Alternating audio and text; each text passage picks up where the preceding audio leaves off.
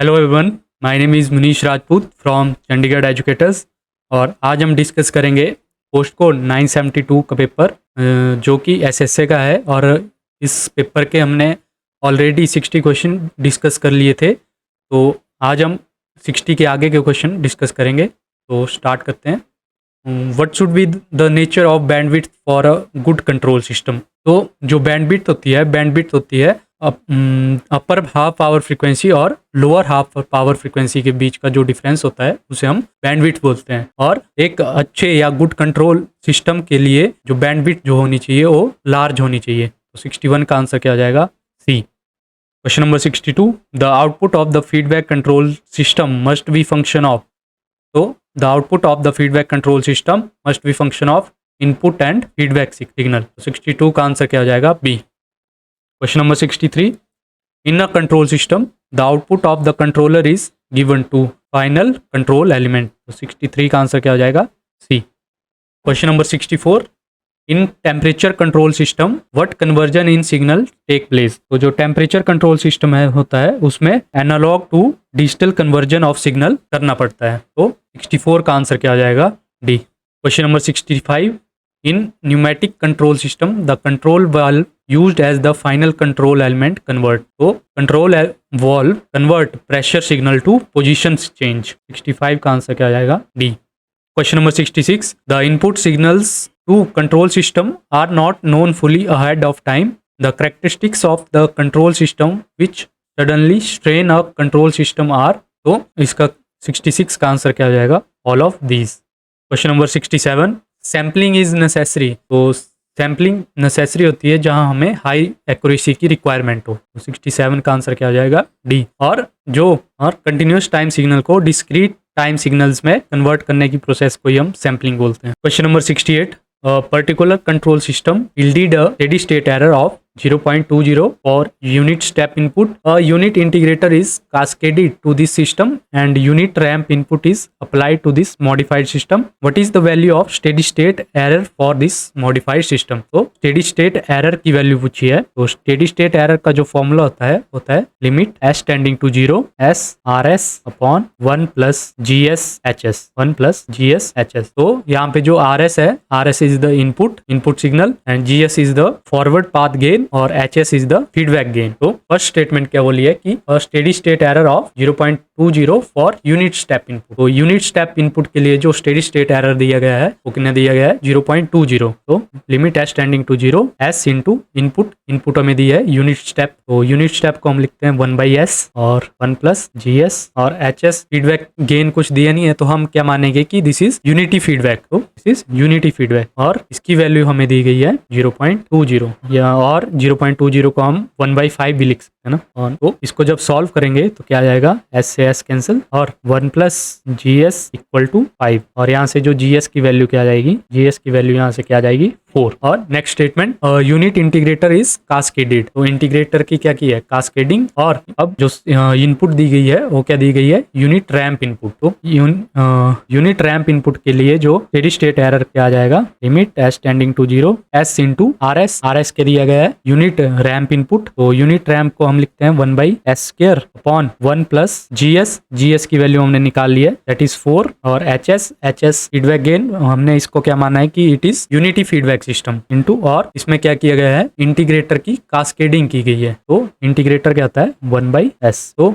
जब हम इसे सॉल्व करेंगे तो ये क्या आ जाएगा? 1/s अपॉन 1 प्लस 4/s और ये क्या आ जाएगा? Limit s tending to 0 1/s plus 4। और जब इसमें हम s की वैल्यू 0 डालेंगे तो ये कितना आ जाएगा? 1/4 और 1/4 को हम क्या लिखते हैं? 0.25। तो क्वेश्चन नंबर 68 का आंसर क्या आ जाएगा? 0.25 option C. Question number 69, which of the following are not the characteristics of the close loop system? तो it does not have the ability to control the system transient response. 69 का answer क्या हो जाएगा? A. This is close loop system. तो close loop system में हम क्या एक फीडबैक एलिमेंट का यूज करते हैं। तो दिस इज फीडबैक एलिमेंट। तो फीडबैक बेसिकली होता क्या है कि ये जो हमारा आउटपुट सिग्नल आता है उसको हमारी डिजायर्ड आउटपुट के साथ कंपेयर करता है। अगर जो आउटपुट सिग्नल है वो हमारी डिजायर्ड आउटपुट के अकॉर्डिंग नहीं है तो ये आउटपुट को फिर से इनपुट सिग्नल के साथ जो सिस्टम है उसके इनपुट में दे देता है। जो ये फीडबैक है ये पॉजिटिव भी हो सकती है और नेगेटिव भी हो सकती है। Question number 70, the acronym PLC stand for. PLC stand for programmable logic control. Question number 71, which of the following component is usually fabricated out of silicon steel. तो जो स्टेटर कोर होती है उसे हम सिलिकॉन स्टील से fabricate करते हैं। तो स्टेटर कोर में जब हम सिलिकॉन स्टील ऐड करते हैं तो कोर की जो रजिस्टिविटी है वो क्या हो जाती है, इंक्रीज हो जाती है, और जो कोर की कंडक्टिविटी होती है वो डिक्रीज हो जाती है। तो सिलिकॉन स्टील का यूज हम करते हैं हिस्टैरिसीस लॉसेस को कम करने के लिए। तो 71 का आंसर क्या जाएगा। Question number 72, double squirrel cage induction motor है। तो double squirrel cage induction motor के पास 2 पैरेलल वाइंडिंग होती है रोटर में, और जो डबल केज स्क्विरल या डबल केज रोटर का जो यूज हम करते हैं वो स्क्विरल केज इंडक्शन मोटर की स्टार्टिंग परफॉर्मेंस को इंप्रूव करने के लिए करते हैं। तो this is double cage rotor. इसे हम बोलते हैं आउटर केज और इसे हम बोलते हैं इनर केज, या इसे अपर केज भी बोलते हैं और इसे लोअर केज भी बोलते हैं। तो जो आउटर केज होता है उसका एरिया, क्रॉस सेक्शनल एरिया क्या कंपैरेटिवली इनर केज से कम होता है, और जो इनर केज का क्रॉस सेक्शनल एरिया होता है वो ज्यादा होता है। और जो आउटर केज में है वो उसमें हम जो हाई रेजिस्टेंस और लो रिएक्टेंस की बार्स को प्लेस करते हैं, और जो इनर केज होता है उसमें हम लो रेजिस्टेंस और हाई रिएक्टेंस की बार्स प्लेस करते हैं। तो मतलब ये हुआ जिसकी वजह से जो आउटर केज है उसमें हम क्या करते हैं, हाई रेजिस्टेंस और लो रिएक्टेंस की बार्स प्लेस करते हैं, जिसकी वजह से जो आउटर केज होता है उसकी रेजिस्टेंस क्या हो जाती है, ज्यादा हो जाती है, और उसकी रिएक्टेंस क्या हो जाती है, कम हो जाती है। और जो इनर केज होता है उसमें हम लो रेजिस्टेंस और हाई रिएक्टेंस की बार्स प्लेस करते हैं, जिसकी वजह से जो इनर केज होता है उसकी रेजिस्टेंस कम हो जाती है और रिएक्टेंस ज्यादा हो जाती है। Question number 73, an induction motor is analogous to. तो अगर हम ट्रांसफार्मर की सेकेंडरी वाइंडिंग को शॉर्ट सर्किट कर दें और उस ट्रांसफार्मर की सेकेंडरी वाइंडिंग को घुमा दें तो वो सेम इंडक्शन मोटर की तरह ही वर्क करेगा। तो induction motor is analogous to 2 winding transformer with secondary short circuited. तो 73 का आंसर क्या हो जाएगा, B. Question number 74, which of the following losses are negligible in block rotor test. तो जो इंडक्शन मशीन में जो ब्लॉक रोटर टेस्ट होता है वो सिमिलर होता है जैसा ट्रांसफार्मर में हम शॉर्ट सर्किट टेस्ट करते हैं। तो जैसे इंडक्शन मोटर के रोटर का सर्किट डायग्राम है, this is rotor resistance, this is rotor reactance, is R2/S minus R2, और इसे हम ऐसे लिखते हैं, अगर R2 हमने कॉमन ले लिया 1/S माइनस 1। मतलब ब्लॉक रोटर टेस्ट। तो ब्लॉक रोटर टेस्ट का मतलब क्या है, जो रोटर है उसे वो क्या है, स्टेशनरी है। तो जब रोटर स्टेशनरी होता है तो उस समय जो स्लिप होती है, स्लिप की वैल्यू उस समय क्या आती है, 1। तो यहाँ से हम क्या देखते हैं कि स्लिप की वैल्यू क्या आ गई है, 1। तो ये क्या आ गया, 1 माइनस 1 0। तो जब रेजिस्टेंस जीरो का मतलब क्या होता है, शॉर्ट सर्किट। मतलब ये किसकी तरह बिहेव कर रहा है, this behave like a short circuit. तो इसलिए मैंने बोला कि जो ब्लॉक रोटर टेस्ट जो है मोटर में वो वेरी मच सिमिलर है किसके, short circuit test in transformer के। तो जो ट्रांसफार्मर में जो हम शॉर्ट सर्किट टेस्ट करते हैं वो शॉर्ट सर्किट टेस्ट करते हैं हम कॉपर लॉसेस को या वेरिएबल लॉसेस को फाइंड आउट करने के लिए। और जो शॉर्ट सर्किट टेस्ट है उसे हम बहुत ही लो वोल्टेज पे परफॉर्म करते हैं, मतलब 8 to 10% ऑफ रेटेड वोल्टेज। तो उसकी वजह से जो रोटर के जो क्या होंगे, जो आयरन लॉसेज होंगे वो होंगे निग्लिजिबल होंगे। और अब रोटर क्या है, स्टेशनरी है, तो उसमें मैकेनिकल लॉसेज क्या होंगे, 0 होंगे। इसलिए इसका आंसर क्या हो जाएगा, mechanical losses and iron losses are negligible in blocked rotor test. 74 का आंसर क्या हो जाएगा, question number 75, in induction generator operation the slip is always. तो इंडक्शन जनरेटर ऑपरेशन में जो स्लिप होती है वो हमेशा नेगेटिव होती है। तो जब स्लिप क्या हो, लेस देन 0, तो कौन से रीजन में वर्क कर रहा है, जनरेटिंग रीजन में या जनरेटिंग मोड में। This is torque slip curve of induction motor. और जब स्लिप 0 से 1 के बीच में हो तो जो इंडक्शन मशीन वर्क कर रही होती है वो वर्क कर रही होती है मोटरिंग मोड में। और जब स्लिप ग्रेटर देन 1 होती है तो जो इंडक्शन मशीन वर्क करती है वो वर्क करती है ब्रेकिंग मोड में। Question number 76, if the applied rated voltage per phase is reduced to 1/2, then the starting torque of scale cage induction motor become। तो जो स्टार्टिंग टॉर्क होती है इंडक्शन मोटर की वो डायरेक्टली प्रोपोर्शनल होती है वोल्टेज के स्क्वायर के। तो इसमें इसने क्या बोला है कि वोल्टेज को क्या कर दिया गया है, हाफ। वोल्टेज को क्या कर दिया गया है, हाफ। तो टॉर्क क्या आ जाएगी, 1/2 का स्क्वायर 1/4। तो टॉर्क क्या आ जाएगी, 1/4 टाइम्स कम हो जाएगी। क्वेश्चन नंबर 76 का आंसर क्या आ जाएगा, सी 1/4 of the initial value. Question number 77. If the frequency of three-phase supply to the stator of a three-phase induction motor is increased, then synchronous speed. तो synchronous speed का formula हमें पता है ns is equal to 120 f अपॉन p। तो यहाँ से हम क्या देख सकते हैं, सिंक्रोनस स्पीड जो है वो डायरेक्टली प्रोपोर्शनल है फ्रीक्वेंसी के। तो अगर हम फ्रीक्वेंसी बढ़ाएंगे तो सिंक्रोनस स्पीड भी इंक्रीज होगी। तो क्वेश्चन नंबर 77 का आंसर क्या हो जाएगा, ए। Question number 78. When the rotor of three-phase induction motor is blocked, then the slip is। तो इंडक्शन मोटर का रोटर क्या है, ब्लॉक्ड है। ब्लॉक मतलब जो रोटर क्या है, स्टेशनरी है। और जब रोटर स्टेशनरी होता है तो उस समय जो स्लिप की वैल्यू होती है वो होती है 1। तो 78 का आंसर क्या हो जाएगा, D. Question number 79. A 4-pole 3-phase 50 Hz induction motor runs at a speed of 1470 RPM. Then the frequency of the induced EMF in the rotor under this condition। तो जो रोटर पे जो इंड्यूस्ड EMF है उसकी frequency पूछी गई है हमसे। रोटर में जो इंड्यूस्ड EMF होता है उसकी जो फ्रीक्वेंसी का फॉर्मूला होता है वो होता है slip into supply frequency. Slip into supply frequency. तो सबसे पहले सिंक्रोनस स्पीड निकाल लेते हैं। तो सिंक्रोनस स्पीड के लिए का फॉर्मूला क्या होता है, 120 f अपॉन p। तो फ्रीक्वेंसी क्या है, 30 हर्ट्ज, और नंबर ऑफ पोल्स कितने हैं, 4। इसके लिए जो सिंक्रोनस स्पीड कितनी आ जाएगी, 1500। और सप्लाई फ्रीक्वेंसी हमें दी गई है और अब हमें क्या निकालना है, स्लिप निकालनी है। तो स्लिप का जो फॉर्मूला होता है वो होता है synchronous speed minus rotor speed upon synchronous speed. तो सिंक्रोनस स्पीड हमें दी हमारी आई है 1500 RPM और रोटर की स्पीड हमें दी गई है 1470 RPM और अपॉन सिंक्रोनस स्पीड तो 1500 RPM। तो इसको जब हम सॉल्व करेंगे तो ये कितना आ जाएगा, 0.02।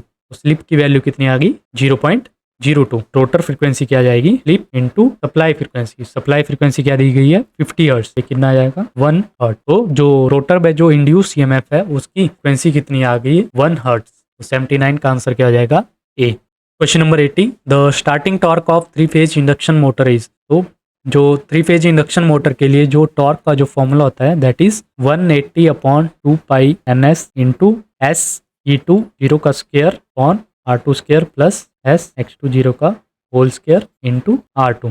तो यहाँ से हम देख सकते हैं कि जो टॉर्क है वो क्या है, डायरेक्टली प्रोपोर्शनल है वोल्टेज के स्क्वायर के। क्वेश्चन नंबर 80 का आंसर क्या हो जाएगा, the starting torque of three phase induction motor is directly proportional to square of the supply voltage. Question number 80 का आंसर क्या हो जाएगा, C. Question number 81. The three phase induction motor is so design that the rotor should have under running condition. तो जो rotor resistance होती है वो जो इंडक्शन मोटर की परफॉर्मेंस को इन्फ्लुएंस करता है। तो और जो इंडक्शन मोटर की जो रनिंग टॉर्क होती है वो इन्वर्सली प्रोपोर्शनल होती है रोटर रेजिस्टेंस के। तो अगर हम रोटर रेजिस्टेंस इंक्रीज करेंगे तो उसकी जो रनिंग टॉर्क क्या होगी, कम होगी। तो इसलिए हम क्या रखते हैं, जो रनिंग कंडीशन में और जो रोटर की रेजिस्टेंस होती है वो हम क्या रखते हैं, लो रखते हैं, ताकि उसकी रनिंग टॉर्क क्या रहे, ज्यादा रहे। तो 81 का आंसर क्या आएगा, बी, लो रेजिस्टेंस।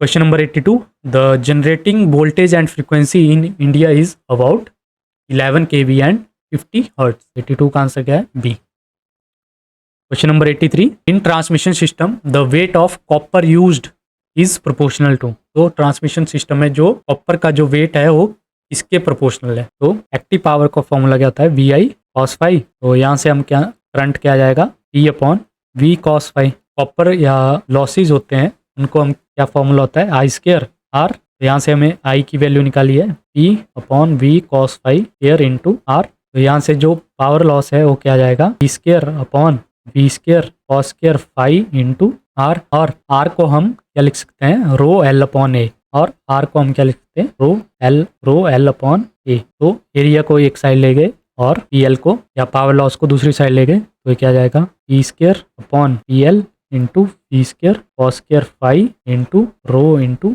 L। तो जो वेट होता है, वेट वॉल्यूम के डायरेक्टली प्रोपोर्शनल होता है। वेट क्या होता है, वॉल्यूम के डायरेक्टली प्रोपोर्शनल होता है। तो और जो वॉल्यूम क्या होता है, एरिया इंटू लेंथ। और जो वॉल्यूम क्या होता है, एरिया इंटू लेंथ। तो एरिया हमने निकाल लिया है, तो वॉल्यूम निकालने के लिए हम सिंपली क्या कर देंगे, इस एरिया में लेंथ से मल्टीप्लाई कर देंगे। सिंपली इसमें लेंथ से मल्टीप्लाई कर देंगे।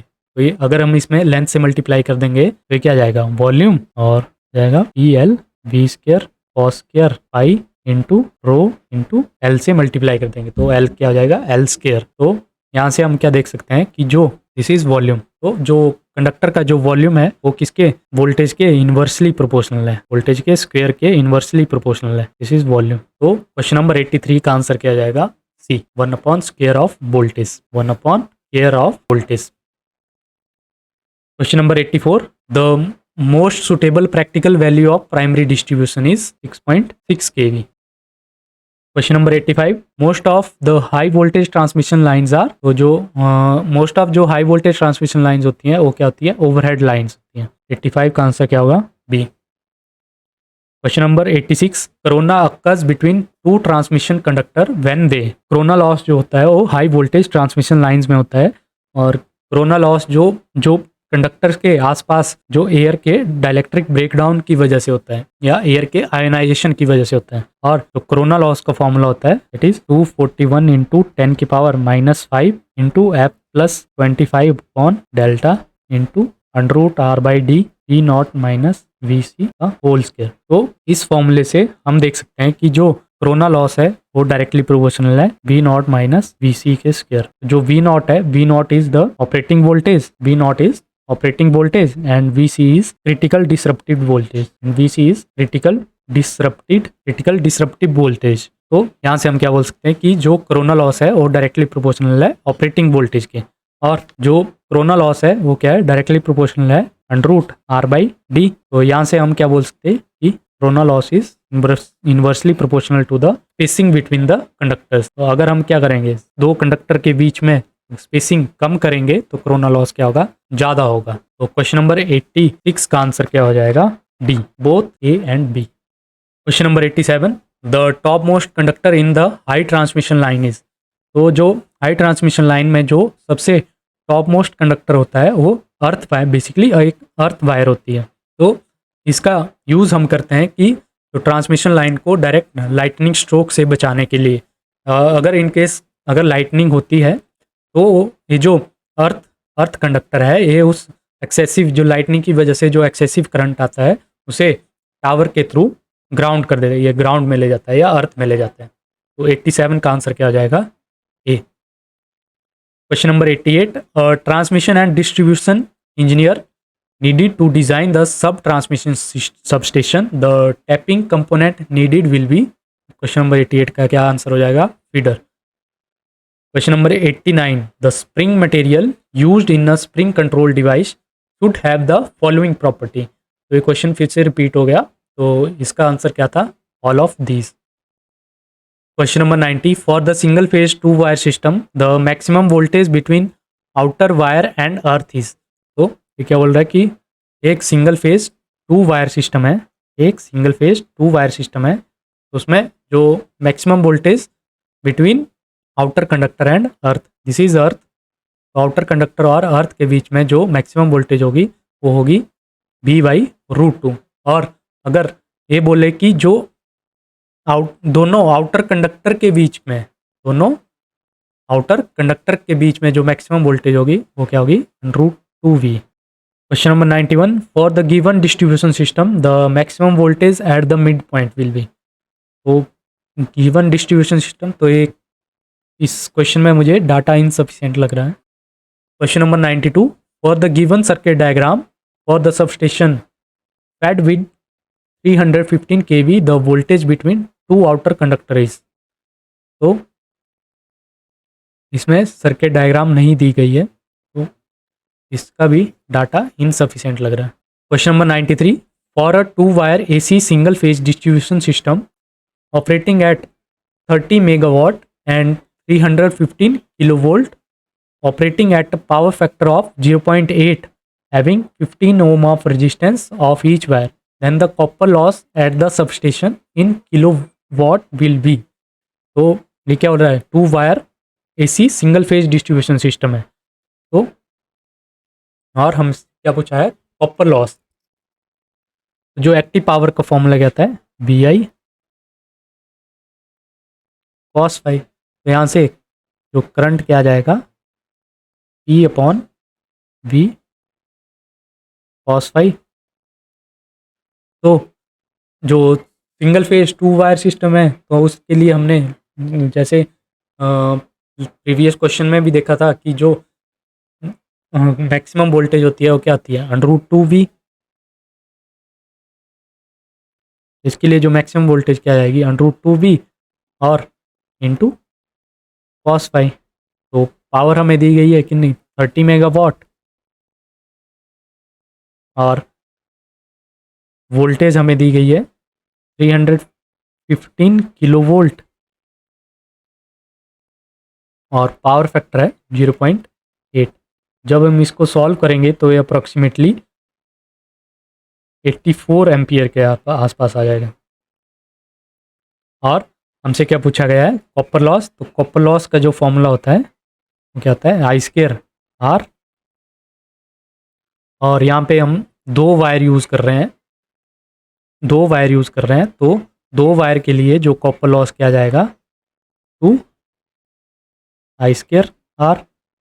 तो 2 इंटू करंट कितना आया है 84, और आर की वैल्यू हमें दी गई है 20 ओम। तो ये अप्रॉक्सीमेटली आ जाएगा 211 वॉट के, 211 किलो वॉट के आसपास आ जाएगा। तो क्वेश्चन नंबर 93 का आंसर क्या आ जाएगा, 210.67 kilowatt. Question number 94, distributors fed at both ends has an advantage of. तो जो distributed fed at both ends के क्या क्या एडवांटेज हैं, तो एक तो कंटिन्यूस सप्लाई रहती है, और फॉल्ट आइसोलेशन भी इजीली होता है, और हमारे लिए इकोनॉमिकल भी होता है। तो क्वेश्चन नंबर 94 का आंसर क्या आ जाएगा, D, this is distributed fed at both ends. तो देखो इसमें दोनों एंड से जो है वो फेड किया जा रहा है डिस्ट्रीब्यूशन को। Question number 95, the distribution feeding system of ring main system has. तो रिंग मेन सिस्टम के पास सिर्फ एक फीडर होता है, this is ring main system. Question number 96, silicon controlled rectifier SCR is जो SCR होता है वो P टाइप और N टाइप सेमीकंडक्टर के हेल्प से बनता है। तो SCR में हम 4 सेमीकंडक्टर्स की लेयर लगाते हैं। This is first layer P type semiconductor, N type semiconductor, P type semiconductor and N type semiconductor. तो SCR is a 4 layer device and 3 junction device, और इसमें जो जंक्शन होते हैं वो 3 जंक्शन होते हैं, J1, J2 एंड J3। तो silicon controlled rectifier is a device with 3 junction. Question number 97, which semiconductor power device out of the following is not a current triggering device. तो MOSFET is not a current triggering device, MOSFET is a voltage triggered device. Question number 98, the advantage of SCS over SCR। तो SCS is the silicon controlled switch, SCS is silicon controlled switch, और SCR is silicon controlled रिएक्टिफायर। तो SCS की जो switching speed होती है वो क्या होती है, फास्ट होती है एज कंपेयर, अगर SCR से उसका कंपेयर करें, और उसकी जो होल्डिंग वोल्टेज होती है वो SCR के कंपैरिजन कम होती है। तो 98 का आंसर क्या हो जाएगा, C, faster switching time and smaller VH। Question number 99, track is the. तो जो ट्रैक होता है वो एक बाई डायरेक्शनल स्विच होता है, मतलब ट्रैक दोनों डायरेक्शन में कंडक्ट करता है, मतलब फॉरवर्ड वाइज में भी कंडक्ट करेगा और रिवर्स वाइज में भी कंडक्ट करेगा। और इसलिए इस डिवाइस को हम AC सिस्टम में एज अ स्विच यूज़ करते हैं।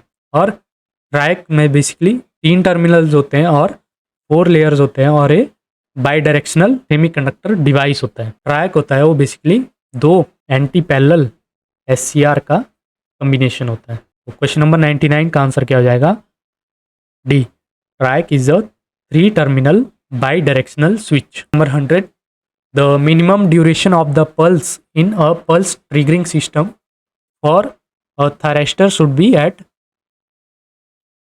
10 microsecond. Question number 101, each earth wire और ground wire is made up of. तो अर्थ वायर और ग्राउंड वायर जो बनी होती है वो बनी होती है गैल्वेनाइज्ड स्टील की। Question number 102, when and additional register is connected across an existing parallel circuit the total resistance. तो कोई पैरेलल सर्किट है, तो इसका मान लो R इक्विवेलेंट क्या होगा इस टाइम, मान लो ये R है, ये R है, तो इस टाइम इसका R इक्विवेलेंट क्या है, R/2। तो जब हम एक और रेजिस्टेंस, एक्सटर्नल रेजिस्टेंस इनके अक्रॉस कनेक्ट कर देंगे, जब हम एक और एक्सटर्नल रेजिस्टेंस इसके अक्रॉस कनेक्ट कर देंगे तो इसका आर इक्विवेलेंट किया जाएगा R/3। मतलब अगर हम इनके अक्रॉस एक्सटर्नल रेजिस्टेंस ऐड कर रहे हैं तो आर इक्विवेलेंट क्या हो रहा है, कम हो रहा है।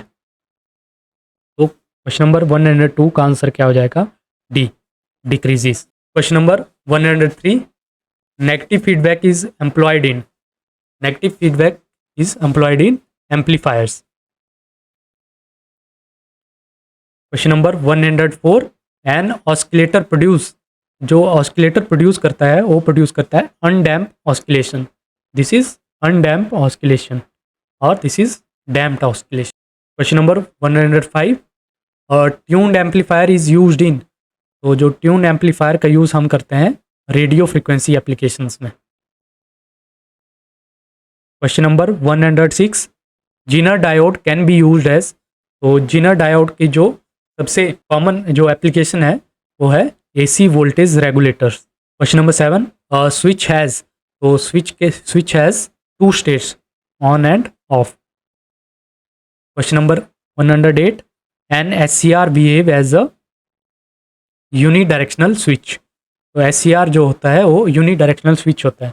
मतलब SCR तभी कंडक्ट करेगा जब वो क्या हो, फॉरवर्ड बायस में हो। मतलब जब SCR के एनोड टर्मिनल पे हम क्या दें, पॉजिटिव सप्लाई, और कैथोड टर्मिनल पे हम क्या दें, नेगेटिव सप्लाई, तो तभी ही ये कंडक्ट करेगा। Question number 109, triac has 4 semiconductors layers, तो ट्राइक की जो होती है वो 4 सेमीकंडक्टर लेयर्स होती हैं।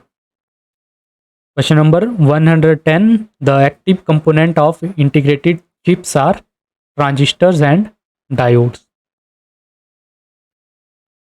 Question number 111, galvanometer in series with high resistance is called, अगर हम एक गैल्वेनोमीटर के सीरीज में हाई रेजिस्टेंस कनेक्ट कर दें तो वो एक वोल्टमीटर की तरह बिहेव करेगा। Question number 112, transistor behave as a linear device for small signals only. Question number 113, electric pressure is also called voltage, तो वोल्टेज को हम इलेक्ट्रिक प्रेशर भी बोलते हैं क्योंकि वोल्टेज ही जो इलेक्ट्रॉन्स होते हैं उन पे फोर्स लगाता है ताकि वो फ्लो कर सकें। Question number 114, the lines of force due to charge particles are always curve. Question number 15, the magnetic field exist around, तो जो मैग्नेटिक फील्ड एग्जिस्ट करती है वो मूविंग चार्जेस के अराउंड करती है, और मूविंग चार्जेस को ही हम क्या बोलते हैं, करंट बोलते हैं। तो जब किसी कंडक्टर में से करंट फ्लो कर रहा होता है उसके पास आसपास क्या होती है, magnetic field. Question number 16, which of the following circuit element store energy in the electromagnetic field, तो जो इंडक्टर और कैपेसिटर होते हैं वो दोनों क्या करते हैं, एनर्जी स्टोर करते हैं। इंडक्टर और कैपेसिटर दोनों एनर्जी स्टोर करते हैं। जो इंडक्टर होता है वो एनर्जी स्टोर करता है मैग्नेटिक फील्ड की फॉर्म में, इंडक्टर होता है वो एनर्जी स्टोर करता है मैग्नेटिक फील्ड की फॉर्म में, और जो कैपेसिटर जो एनर्जी स्टोर करता है वो स्टोर करता है इलेक्ट्रिक फील्ड की फॉर्म में। तो यहाँ पे क्या बोला है कि the element stores energy in electromagnetic field. तो क्वेश्चन नंबर 116 का आंसर क्या हो जाएगा, inductance. Question number 117, the capacity of a lead acid cell does not depend on, तो लेड एसिड सेल की जो कैपेसिटी है वो टेम्परेचर पे भी डिपेंड करती है, रेट ऑफ डिस्चार्ज पे भी डिपेंड करती है, और क्वांटिटी ऑफ एक्टिव मटेरियल पे भी डिपेंड करती है, बट वो रेट ऑफ चार्ज पे डिपेंड नहीं करती है। तो क्वेश्चन नंबर 117 का आंसर क्या हो जाएगा, B. Question number 118, the armature of DC generator is laminated to, तो आर्मेचर में जो लेमिनेशन की जाती है वो क्यों की जाती है, एडी करंट लॉसेस को कम करने के लिए। Question number 119, which DC motor is preferred for elevators, तो एलिवेटर्स के लिए जो मोटर हम प्रेफर करते हैं वो प्रेफर करते हैं cumulative compound motor. Question number 120, which of the following is not a part of transformer installation. तो ट्रांसफॉर्मर में कंजर्वेटर भी होता है, बक्कल्स रिले भी होती है, ब्रीदर भी होता है, बट ट्रांसफॉर्मर में एक्साइटर नहीं होता है। तो क्वेश्चन नंबर 120 का आंसर क्या हो जाएगा, डी, एक्साइटर। तो थैंक यू सो मच, और अगर वीडियो अच्छी लगी हो तो please like, share and subscribe.